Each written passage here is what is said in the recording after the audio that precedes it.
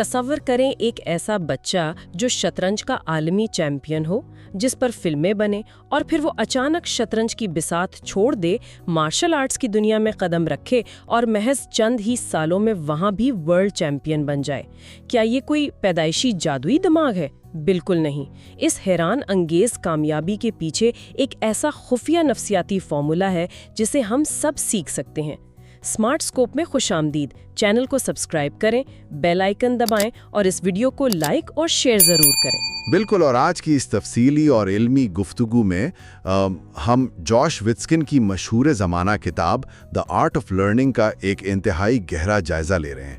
اصل میں اس کتاب اور آج کی اس گفتگو کا جو بنیادی مقصد ہے وہ ایک بہت بڑی غلط فہمی کو دور کرنا ہے، اور وہ یہ کہ کمال حاصل کرنے کے لیے کوئی پیدائشی ٹیلنٹ یا قدرتی تحفہ ضروری نہیں ہوتا۔ دراصل سیکھنا بذات خود ایک باقاعدہ ہنر ہے، ایک ایسا فن ہے جس کی مشق کی جا سکتی ہے۔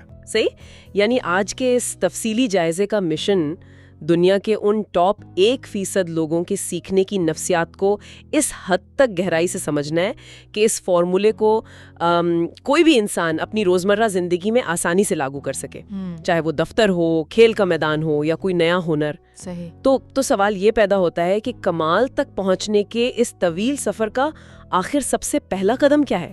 دیکھیں، اس سفر کا باقاعدہ آغاز انسان کے ذہن یعنی اس کے مائنڈ سیٹ سے ہوتا ہے۔ جوش وٹسکن بتاتے ہیں کہ دنیا میں عام طور پر ذہانت کے بارے میں 2 بالکل مختلف نظریات پائے جاتے ہیں۔ پہلا نظریہ اینٹیٹی مائنڈ سیٹ کہلاتا ہے۔ اب اینٹیٹی کا مطلب ہے کوئی ایسی چیز جو جامد ہو، جو بدل نہ سکے۔ اچھا، جو فکسڈ ہو۔ بالکل فکسڈ۔ یہ سوچ رکھنے والے مانتے ہیں کہ ٹیلنٹ پیدائشی ہوتا ہے، یعنی ایک انسان جو ذہانت لے کر پیدا ہوا ہے بس وہی اس کی آخری حد ہے۔ اور دوسرا نظریہ انکریمنٹل مائنڈ سیٹ ہے، جس کا ماننا ہے کہ ہنر اور ذہانت کوئی ٹھوس چیز نہیں، بلکہ یہ مسلسل محنت، مشق اور اپنی حکمت عملی بدلنے سے بتدریج پروان چڑھنے والا عمل ہے۔ چلیں اس بات کو تھوڑا کھولتے ہیں۔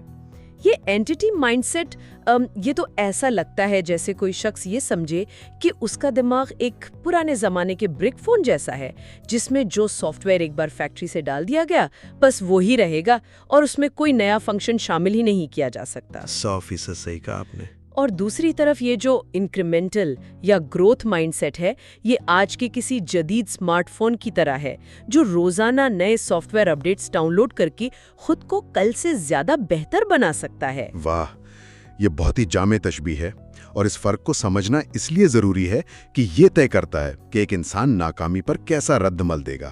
اس کا عملی زندگی میں اطلاق دیکھیں تو بات مزید صاف ہو جاتی ہے۔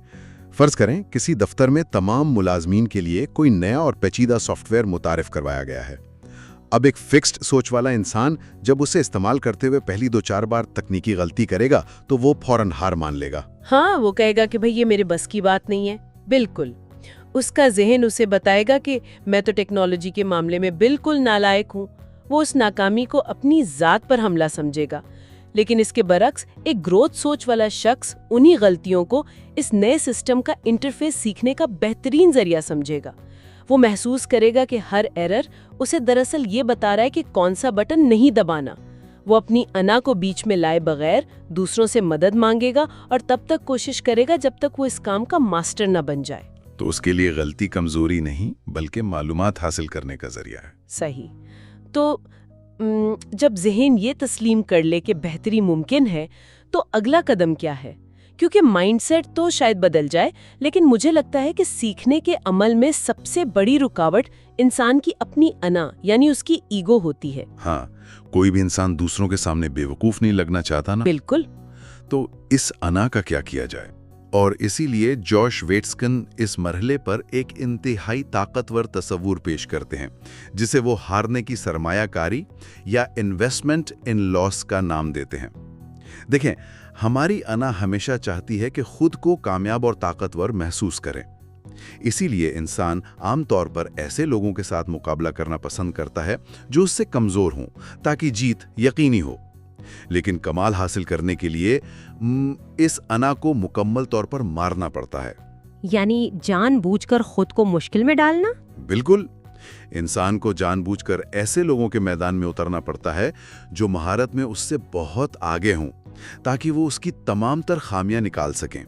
اور ہر مار کے بعد انسان اپنا نیا دفاع تخلیق کرنا سیکھے۔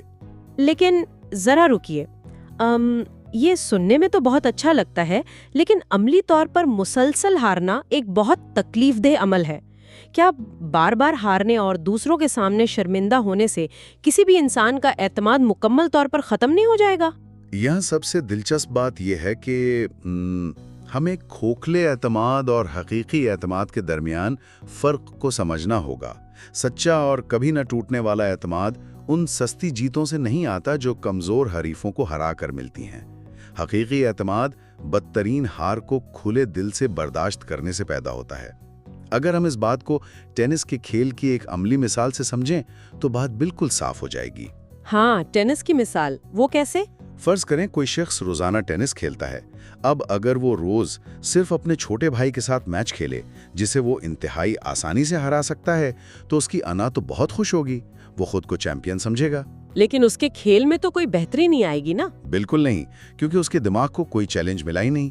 اب ہارنے کی سرمایہ کاری کا اصول یہ کہتا ہے کہ وہ شخص کسی پروفیشنل کلب میں جائے اور وہاں کے ان بہترین کھلاڑیوں سے جان بوجھ کر میچ کھیلے جو اسے کورٹ میں بری طرح دوڑائیں اور شکست دیں۔ تو اس سے اس کے اندر کیا تبدیلی آئے گی؟ ظاہری بات ہے، شروع میں تو وہ شخص ہر شاٹ مس کرے گا، اسے شرمندگی ہوگی۔ ہاں، شروع کے ہفتوں میں جھنجھلاہٹ طاری ہوگی، لیکن اس دوران اس کے دماغ کے اندر ایک زبردست اعصابی تبدیلی آ رہی ہوگی۔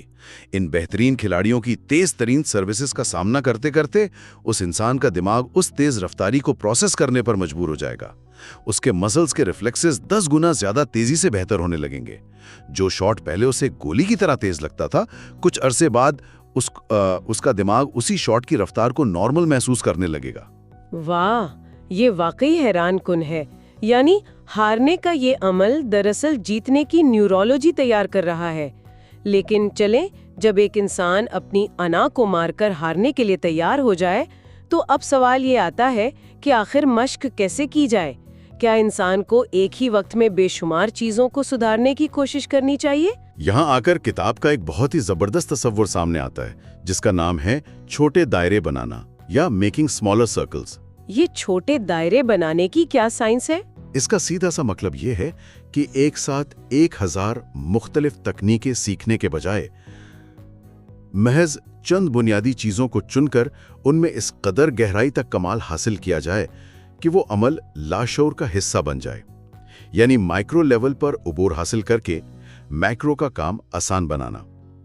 مصنف یہاں بروس لی کا حوالہ دیتے ہیں کہ مجھے اس شخص سے ڈر نہیں لگتا جس نے 10,000 مختلف ککس کی پریکٹس ایک بار کی ہو۔ مجھے ڈر اس شخص سے لگتا ہے جس نے صرف ایک کک کی پریکٹس 10,000 بار کی ہو۔ تو اس سب کا مطلب کیا ہے؟ اگر میں اسے ایک تشبیہ دوں تو یہ بالکل ایک میگنیفائنگ گلاس کی طرح کام کرتا ہے۔ ہاں بالکل۔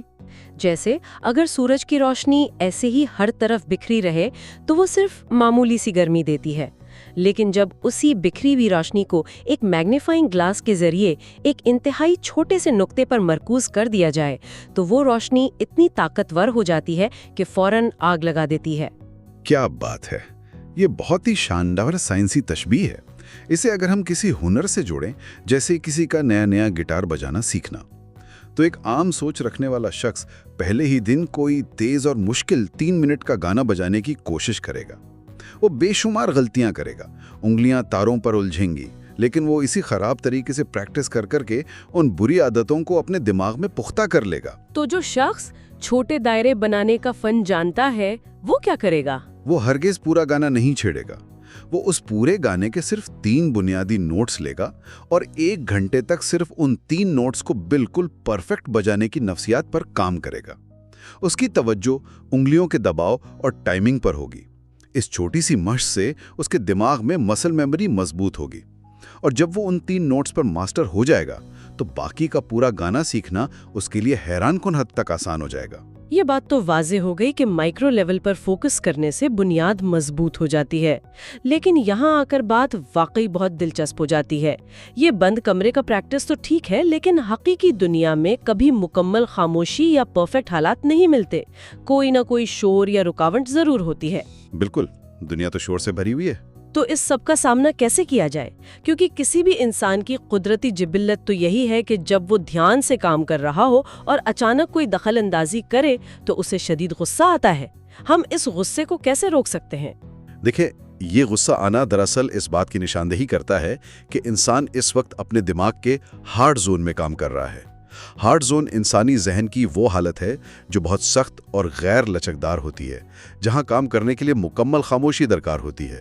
اس کے برعکس جوش ہمیں سافٹ زون میں جانے کا مشورہ دیتے ہیں۔ سافٹ زون ایک لچکدار حالت ہے جو شور اور خلل سے لڑنے کے بجائے انہیں اپنے فلو کا حصہ بنا لیتی ہے۔ لی طور پر کیسے ممکن ہے؟ اسے ہم امتحانی مرکز کی ایک بہت حقیقت پسندانہ مثال سے سمجھتے ہیں۔ فرض کریں 2 طالب علم امتحان گاہ میں بیٹھے ہیں، اچانک باہر سڑک سے کسی تیز گانے اور میوزک کا انتہائی اونچا شور آنا شروع ہو جاتا ہے۔ یہ تو واقعی بہت ڈسٹربنگ ہوتا ہے۔ جی ہاں، اب پہلا طالب علم جو ہارڈ زون کی سوچ رکھتا ہے، اس کا دماغ اس شور کو ایک خطرہ تصور کرے گا۔ وہ شدید غصہ کرے گا، بار بار شکایت کرے گا، اور اسی غصے کی وجہ سے وہ شاید اپنا پرچہ مکمل نہ کر پائے، کیونکہ اس نے اپنی ساری ذہنی توانائی غصے پر خرچ کر دی۔ صحیح۔ اور دوسرا طالب علم جو سافٹ زون میں ہے، وہ کیا کرے گا؟ کیا وہ کان بند کر لے گا؟ نہیں، وہ شور سے بالکل نہیں لڑے گا۔ وہ ایک گہرا سانس لے گا اور تسلیم کر لے گا کہ شور موجود ہے اور وہ اسے بند نہیں کر سکتا۔ اس کے بعد وہ اس تیز میوزک کی بیٹ کو محسوس کرے گا اور اس شور کو اپنی پڑھنے کی رفتار تیز کرنے کے لیے ایک ایندھن کے طور پر استعمال کرنا شروع کر دے گا۔ واہ! وہ محسوس کرے گا کہ جس تیز رفتار سے باہر میوزک چل رہا ہے، اسی توانائی کے ساتھ مجھے اپنے خیالات کو منظم کرنا ہے۔ یوں وہ ایک بہت بڑی رکاوٹ کو غیر متعلقہ بنا دے گا۔ کمال ہے۔ چلے، بیرونی شور کو تو اس لچکدار سوچ سے کنٹرول کر لیا جائے گا، لیکن اس اندرونی شور، خوف اور گھبراہٹ کا کیا، جو انٹرویو یا مقابلے سے پہلے انسان کے اپنے ہی دل میں پیدا ہوتی ہے؟ اسے فوری طور پر قابو کرنے کا کیا طریقہ ہے؟ یہ ایک بہت اہم سوال کھڑا کرتا ہے، اور یہیں پر ٹریگر بنانا کام آتا ہے۔ عام طور پر لوگ موٹیویشن کا انتظار کرتے ہیں، جو کہ وقت کا ضیاع ہے۔ ہم اپنے دماغ کو کسی بھی وقت ایکٹیو کرنے کے لیے 4 سے 5 قدموں پر مشتمل ایک مخصوص روٹین بنا سکتے ہیں۔ یہ ٹریگر ایک سوئچ کی طرح کام کرتا ہے۔ اس کی کوئی عملی مثال دیں تاکہ یہ تصور بالکل واضح ہو سکے۔ فرض کریں کسی شخص کی ایک انتہائی اہم بزنس پیچ ہے۔ دباؤ کی وجہ سے اس کے ہاتھ کانپ رہے ہیں، لیکن اس شخص نے پچھلے 1 مہینے سے روزانہ ایک خاص روٹین کی ٹریننگ دی ہے۔ وہ روٹین یہ ہے کہ پہلے 1 گلاس ٹھنڈا پانی پینا، پھر 2 منٹ کوئی پرسکون انسٹرومنٹل میوزک سننا، اور آخر میں 5 لمبے سانس لینا۔ اس نے یہ مشق تب کی تھی جب وہ بالکل پرسکون تھا۔ تو اس روزانہ کی مشق سے اس کے دماغ کے اندر کیا تبدیلی آئی؟ اس کے دماغ نے اس مخصوص روٹین کو اعصابی سطح پر بہترین پرفارمنس اور سکون کے ساتھ جوڑ لیا ہے۔ اچھا، تو پھر اس پریشر والے دن جب وہ ویٹنگ روم میں بیٹھا ہوگا، سامنے بورڈ روم کا دروازہ ہے، اسے پسینہ آ رہا ہے، تو جیسے ہی وہ اپنا 1 گلاس ٹھنڈا پانی پیتا ہے، میوزک سنتا ہے اور 5 لمبے سانس لیتا ہے، تو کیا ہوتا ہے؟ جیسے ہی وہ لمبے سانس لیتا ہے، اس کا اعصابی نظام پرسکون ہونے کا سگنل دیتا ہے، اور چونکہ دماغ نے اس روٹین کو فلو سٹیٹ کے ساتھ جوڑ رکھا ہے، تو گھبراہٹ مکمل طور پر غائب ہو جائے گی اور ایک زبردست اعتماد اس فرد کے اندر بھر جائے گا۔ یہ سب واقعی ذہن کے نئے دریچے کھولنے والا ہے۔ تو اگر ہم اس ساری تفصیلی گفتگو کا نچوڑ نکالیں تو سچا کمال کوئی وقتی کامیابی نہیں ہے، بلکہ یہ ایک مکمل طرز زندگی ہے۔ بالکل، یہ انتہائی صبر مانگتا ہے، بے وقوف لگنے کی ہمت مانگتا ہے، اور ان بورنگ بنیادی کاموں سے سچی محبت مانگتا ہے جنہیں ہزاروں بار دہرانے سے انسان ماسٹر بنتا ہے۔ اور دیکھنے والوں کے لیے آج کی اس گفتگو کے اختتام پر ایک انتہائی گہری بات، جب آپ سیکھنے کا فن مکمل طور پر سمجھ جاتے ہیں تو آپ اصل میں صرف کوئی ٹرافی یا مقابلہ نہیں جیتتے، بلکہ اس پورے عمل میں آپ اپنے نفس اور اپنی انا کو فتح کر لیتے ہیں۔ سیکھنے کا یہ سفر دراصل خود کو دریافت کرنے کا سفر ہے۔ بے شک، یہ ایک بہت ہی خوبصورت نقطہ ہے۔ اگر آج کی اس گفتگو نے آپ کے سوچنے کے انداز کو بدلا ہے تو سمارٹ اسکوپ کو ابھی سبسکرائب کریں، بیل آئیکن کو دبائیں تاکہ کوئی اہم علم آپ سے چھوٹ نہ جائے، اور اس ویڈیو کو اپنے ان دوستوں کے ساتھ ضرور شیئر کریں جو زندگی میں آگے بڑھنا چاہتے ہیں۔